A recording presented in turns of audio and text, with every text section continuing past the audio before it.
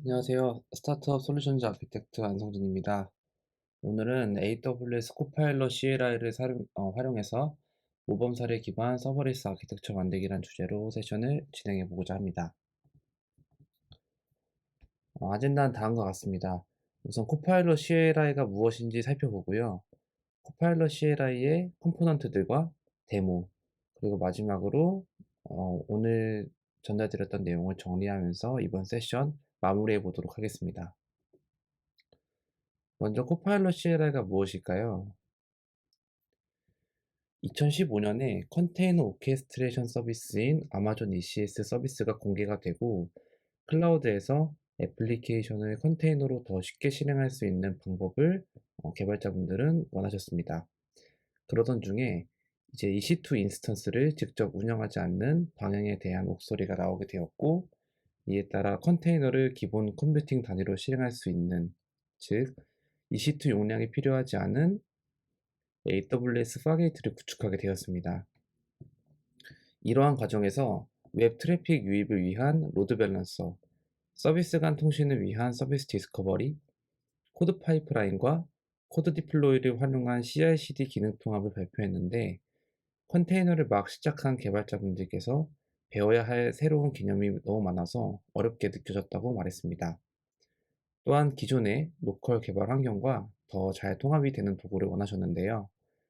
이러한 피드백을 바탕으로 이제 아마존 ECS와 AWS 파게이트에서 컨테이너화된 애플리케이션을 쉽게 구축하고 운영할 수 있게 해주는 오픈소스 커맨드 라인 인터페이스인 AWS 코파일럿 CLI를 출시했습니다. 코파일럿은 AWS에서 개발한 오픈소스면서도 현재 촬영의 시점까지 꾸준히 릴리즈를 이어오고 있습니다. 즉시 사용 가능한 컨테이너 이미지만 있다면 모범 사례를 기반으로 인프라를 배포해주고 로컬에서 로그를 확인하거나 현재 실행 중인 ECS에 접속하는 등의 관리 요소를 제공해주기 때문에 개발자분들께서는 개발에만 집중하실 수 있다는 장점이 있습니다. 왼쪽에 보이시는 그림이 코파일럿 명령을 실행했을 때인데요. 총 6가지 유즈 케이스를 엔터 몇 번으로 생성할 수 있다는 점이 굉장히 편리하게 다가옵니다. 보셨던 유즈 케이스를 풀어서 설명드리면요. 도커 파일로 AWS의 프로덕션 레벨의 인프라를 명령 한 줄로 배포할 수가 있고, 만약 데이터베이스 정보라든지 민감 정보를 컨테이너의 환경 변수로 주입을 할 때 시크릿 매니저나 파라미터 스토어에 저장할 수 있습니다. 그리고 CI/CD 파이프라인도 손쉽게 생성할 수 있고요. 디버깅이 필요하다면 파게이트의 터미널로 접속하는 기능도 제공을 합니다. 코파일럿 CLI를 사용하기 전에는 뭐 예를 들어 애플리케이션 배포 시 수동으로 AWS 리소스를 프로비저닝 하거나 아니면 애플리케이션을 배포할 때 AWS의 다양한 서비스와의 통합 작업이나 이런 이해도가 필요를 하겠죠. 익숙하지 않은 경우에는 설정 오류도 발생할 수 있고요. 또는 배포 파이프라인을 만들 때 또 이런 코드 파이프라인이나 코드 빌더와 같은 서비스에 익숙하시지 않아서 또 이런 인프라를 구축하시는데 장시간의 시간이 걸린다든지, 아니면 내가 뭐 애플리케이션을 정리를 해야 될 때 이런 것들을 수동으로 정리를 하거나 또 실수로 필요한 리소스를 삭제할 수 있다는 위험도 있습니다. 이렇게 익숙하지 않은 서비스라면 인프라 구현에 필요 이상의 시간이 소요될 수가 있고, 내가 만든 인프라가 모범 사례를 기반으로 만들어졌을지도 좀 궁금하실 수 있는데요. 이때 코파일럿 CLI를 사용하시면 이러한 고민을 덜어내실 수가 있습니다. 그래서 한번 그림으로 살펴보도록 할 텐데요. 만약에 내가 외부로부터 트래픽을 받아야 하는 그런 서비스를 만든다 가정을 했을 때, 뭐 ECR을 만들고 ECS 클러스터를 생성을 하고 작업 정의를 만든 다음에 서비스를 뭐 엘라스틱 로드 밸런서랑 같이 이렇게 만들겠죠. 그 외에 뭐 클라우드 워치 컨테이너 인사이트 같은 거 이렇게 같은 기능을 좀 그 클러스터를 생성할 때 활성화하셨다든지, 아니면 코드 파이프라인을 뭐 여기에 덧붙인다든지, 마지막으로 시크릿 매니저를 활용해서 이런 변수 같은 것들을 넣어준다든지, 이런 설정에 있어서 뭔가 내가 IAM 정책을 좀 면밀히 살피지 못해서 뭐 에스터리스크 같은 이제 정책을 줘 가지고 필요 이상의 허용 범위를 허용을 한다든지, 또는 예를 들면은 보안 그룹 같은 경우에도 ALB로부터 들어오는 이제 인바운드만 허용을 하면 되는데, 이제 그런 부분을 좀 신경을 잘 쓰지 못한다든지, 이런 부분들을 이렇게 간과할 수 있는 부분들을 AWS 코파일럿은 다 이제 모범 사례를 기반으로 만들어 준다는 점이 큰 장점입니다.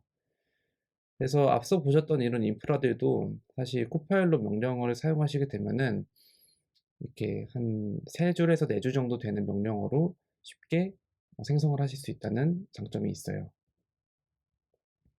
그래서 코파일럿을 구성하는 컴포넌트에 대해 좀 알아볼 건데요. 첫 번째로는 애플리케이션입니다. 이 애플리케이션은 인바이런먼트와 서비스를 이제 그룹화 해가지고 가지고 있는 컴포넌트인데요. 애플리케이션 같은 경우에는 이제 하나의 계정에 고유한 값을 가지고 있어야 된다라는 특징이 있고요. 이 애플리케이션이 삭제가 되면은 인바이런먼트와 서비스가 같이 삭제가 된다는 특징이 있습니다. 그러고 나서 이제 환경을 지정을 할 텐데요. 예를 들면은 개발 환경이나 뭐 운영 환경, 이런 환경들을 여기에 정의를 하게 되면은 그 이름을 기반으로 VPC와 ECS 클러스터가 생성이 됩니다. 다음으로 여러분들이 이제 서비스를 등록을 하실 텐데요. 이 서비스들은 이제 인바이러먼트 안에 여러 개가 정의될 수가 있고, 그 중에서도 뭐 엘라스틱 로드 밸런서가 필요한 경우와 필요하지 않은 경우, 또 펍석 구조가 필요한 경우, 이런 식으로 다양한 유즈 케이스를 기반으로 선택을 할 수 있습니다. 그래서 살펴보면요, 첫 번째로 리퀘스트 드리븐 웹 서비스라는 타입이 있는데요. 이 서비스 같은 경우에는 앱 러너를 실행을 해가지고 이제 웹 서비스가 가능하도록 이제 지원을 합니다. 다만 현재 서울 리전에서는 이 앱러너를 지원하지 않기 때문에 만약에 다른 리전에서 앱러너를 사용하신다면 코파일럿을 고려해 보실 수 있고요. 두 번째로 외부로부터 로드 밸런싱이 필요한 경우에는 이런 식으로 ALB를 앞단에 붙이고 뒷단에 파게이트가 있는 그런 구조로 가져가실 수도 있습니다. 세 번째로 외부로부터 통신은 필요하지 않지만 서비스와 서비스 간 통신이 필요한 경우에는 이런 식으로 백엔드 서비스를 구성하실 수도 있고요. 네 번째로 펍석 구조를 갖는 애플리케이션이 있을 경우에는 워커 서비스를 선택할 수도 있습니다. 다섯 번째로 여러분들이 정적 페이지 호스팅을 사용을 하신다면은 클라우드 프론트와 S3를 이제 프로비저닝 해주는 스태틱 사이트라고 하는 타입을 선택을 하실 수도 있고요. 마지막으로 이제 스케줄드 잡이라고 해서 여러분들이 뭐 예를 들면은 배치성 잡이 필요할 때 배치성 잡 같은 경우에는 일시적으로 떴다가 완료가 되면 내려가면 되겠죠. 따라서 이런 경우에는 서비스가 필요하지 않을 수가 있는데, 이렇게 일회성으로 태스크가 필요하신 경우에도 스케줄드 잡을 활용해서 이런 작업을 만드실 수가 있습니다. 네, 여기까지 해서 간단하게 코파일럿에 대해서 알아보았는데요. 한번 데모를 통해 얼마나 쉽게 우리가 이 인프라를 만들 수 있는지 알아보도록 하겠습니다. 예제는 굉장히 간단합니다. 그냥 여기서 ELB와 파게이트, 다이나모DB 이렇게 총 3가지가 프로비저닝 될 건데요. 마크다운 인풋이 들어왔을 때 이걸 HTML로 변환을 하고 다이나모DB에 저장을 하는 그런 API를 한번 구축해 보도록 할게요.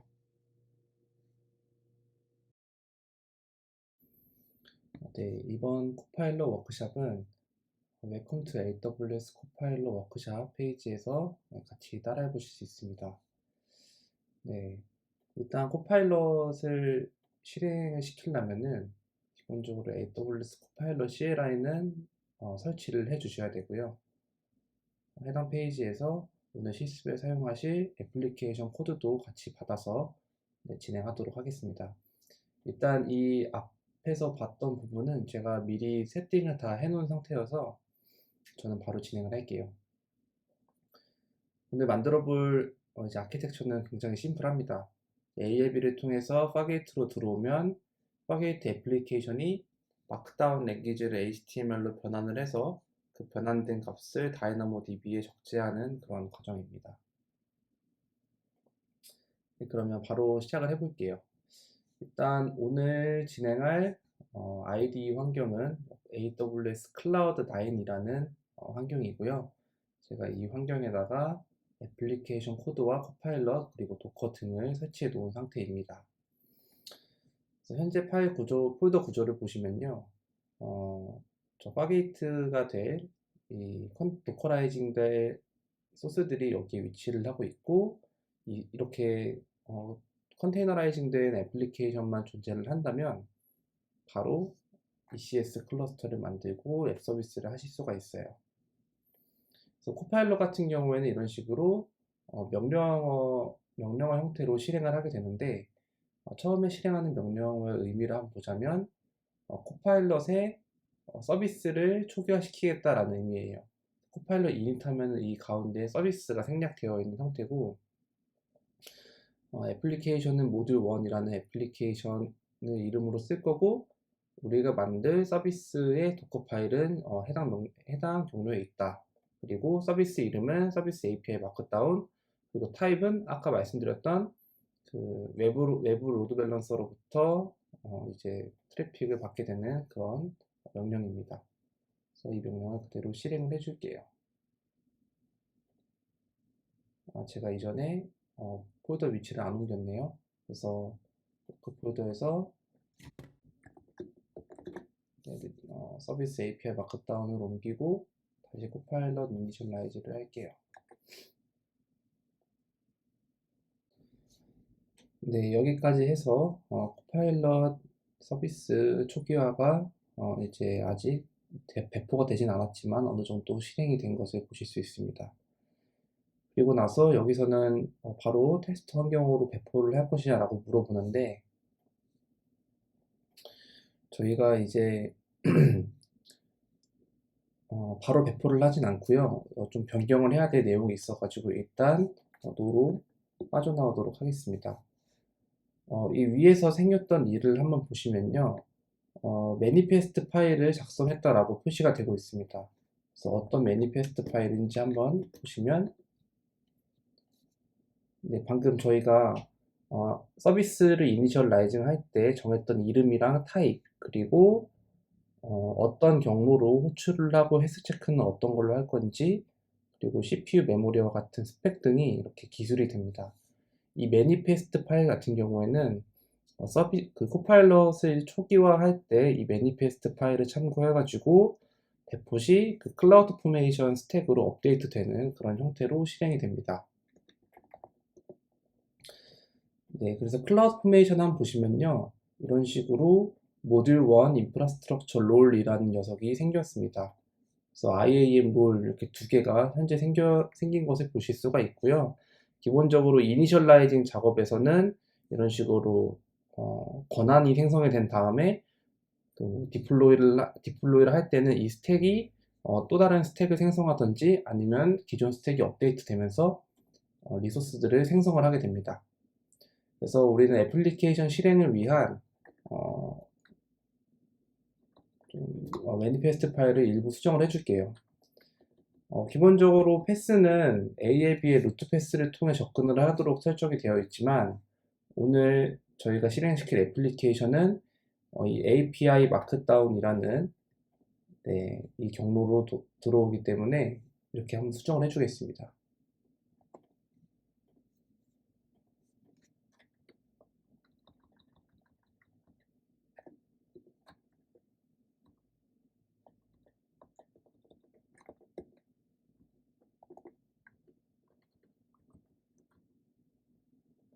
네, ALB가 어떤 API 마크다운을 호출하고 헬스체크는 이 헬스라는 경로로 헬스체크를 진행하도록 변경을 했고요. 그러고 나서 이제 CPU나 메모리와 같은 태스크의 스펙을 또 정의를 할 수가 있습니다. 네, 현재는 기본적으로 256, 612 이런 식으로 스펙이 잘 설정이 되어 있죠. 그러고 나서 태스크의 이제 서비스의 이제 오토 스케일링도 지정할 수가 있는데, 이 의미는 최소 1개부터 10개까지 태스크가 축소와 확장을 할 수 있다. 근데 CPU 퍼센테이지 70% 이상으로 넘어가면 10개까지 확장이 되고, 이하로 내려가면 1개까지 축소가 될 수 있다라는 의미입니다. 그래서 오토 스케일링도 한번 지정을 해보도록 하겠습니다.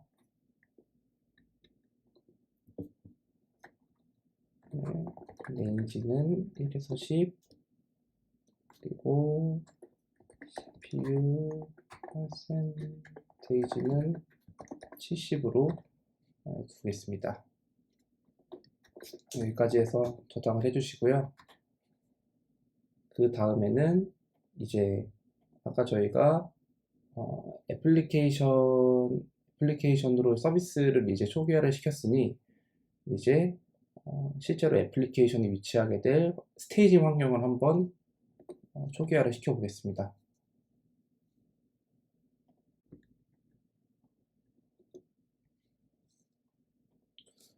네, 이렇게 해서 인바이러먼트가 현재 초기화가 된 상태고요.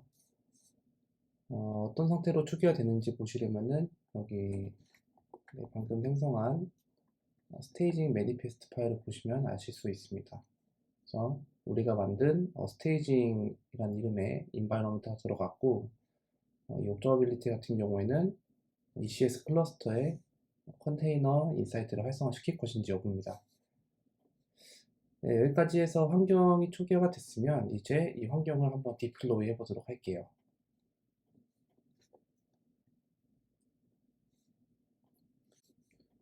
네, 이렇게 코파일럿 환경이 현재 배포가 되었습니다. ENV를 배포하시게 되면은 기본적인 VPC 구성과 이제 ECS 클러스터 한 쌍이 이렇게 생성이 된 것을 보실 수가 있습니다. 현재는 어떠한 서비스도 올라가 있지 않고요. 이제 여기까지 환경을 배포를 하셨으면은 이제 마지막으로 서비스를 배포하기 전에 우리에게 필요한 다이나모DB를 프로비저닝 해보겠습니다.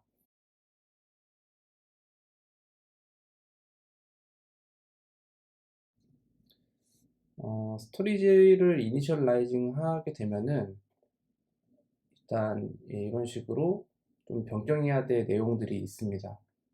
따라서 우리 서비스 마크다운 앱.py에서 파이썬 스크립트에서 일부 내용만 수정을 하고 가도록 하겠습니다. 그래서 저희가 생성하게 될 다이나모DB 테이블 이름을 여기에 수정을 해줄게요. 마크다운 네임으로 수정을 하고 저장을 한 다음에 이제 마지막으로 서비스를 디플로이 해보도록 하겠습니다. 네, 이렇게 해서 지금 서비스 디플로이가 완료가 됐고요. 이제 ECS 콘솔을 가서 보시면 저희가 방금 정의했던 서비스가 이렇게 배포가 된 것을 보실 수가 있습니다.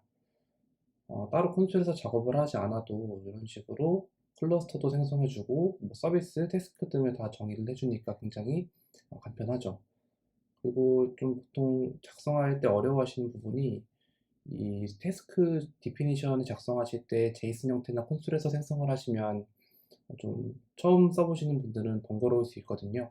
이런 부분을 코파일럿이 자동으로 또 작성을 해주기도 합니다. 이런 부분이 굉장히 편하다고 볼 수도 있고요. 우리의 다이나모DB 테이블도 이런 식으로 생성이 된 것을 보실 수 있습니다. 추가로 이제 모범 사례를 준수한다고 제가 말씀을 드렸는데요.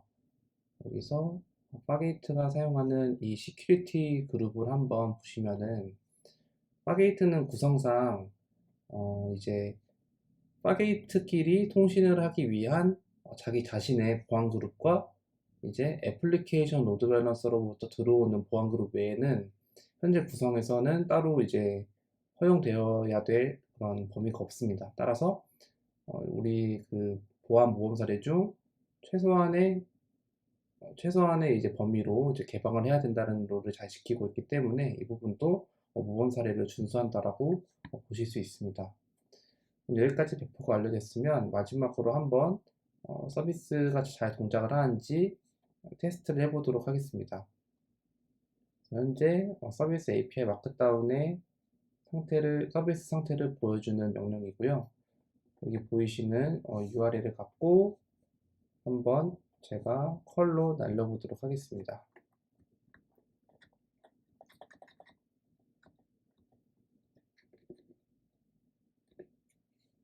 이 앞에 ALB 주소를 복사해서 넣게 되면은 이런 식으로 마크다운 언어가 Hello World from Copilot이라고 되어 있는데 이제 HTML 형태로 잘 변환된 것을 보실 수가 있습니다. 그리고 그 결과는 이제 우리 테이블에 표현을 검색해 보시면 타임스탬프와 함께 이렇게 메시지와 마크다운 메시지가 저장이 되어 있는 것을 보실 수가 있습니다. 네, 마지막으로 코파일럿 CLI에 대해서 정리하면서 마무리해 보도록 하겠습니다. 컨테이너 애플리케이션이 준비되면 AWS 코파일럿 CLI를 활용하여 프로덕션 수준의 인프라를 간편하게 배포할 수 있습니다. 이는 모범 사례 기반 아키텍처를 제공하고요. 6가지 종류의 다양한 유즈 케이스에 대응할 수 있습니다. 로컬에서의 개발, 빌드, 배포는 간편하게 이루어지며 문제가 발생한 경우 디버깅을 위해 파게이트 이그젝을 통해 쉘에 접속하여 디버깅을 하실 수가 있고요. 또한 로컬에서 서비스의 상태를 모니터링하고 로그를 실시간으로 확인할 수 있어 개발자분들에게 더 나은 경험을 제공을 합니다. 따라서 코파일럿은 이러한 기능들을 종합적으로 제공을 해서 컨테이너 기반 애플리케이션의 라이프 사이클을 간편하게 관리할 수 있도록 지원을 하고 있습니다. 네, 여기까지 AWS 코파일럿 CLI에 대해 소개를 드렸고요.